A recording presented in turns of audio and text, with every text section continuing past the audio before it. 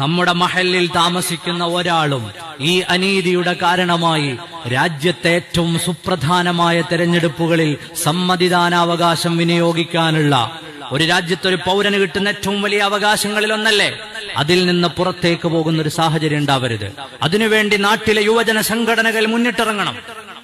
യുവാക്കൾ മാത്രമല്ല, കാരണവന്മാർ മുന്നിട്ടിറങ്ങണം.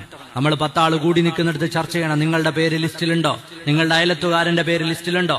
മഹല്ലംഗങ്ങൾ മുഴുവനും അതിലുണ്ട് എന്നുറപ്പാക്കാൻ മഹല്ല് കമ്മിറ്റികൾ മുന്നോട്ട് വരണം. അതിനാവശ്യമായ ഹെൽപ്പ് ഡെസ്കുകൾ നമുക്ക് തുറന്നു വെക്കണം.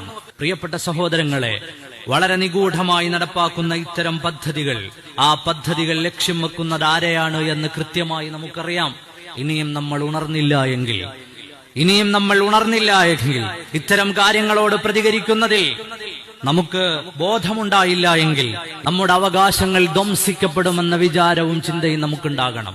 നമ്മൾ NEP-യെ അനുകൂലിക്കാത്തപ്പോ അത് PM ശ്രീയായി തിരിച്ചു വന്നു. അതുപോലെ നമ്മൾ NRC അനുകൂലിക്കാതെ വന്നപ്പോ അത് പുതിയ വോട്ടേഴ്സ് ലിസ്റ്റിലെ SIR ആയി കറങ്ങി വരുന്നു.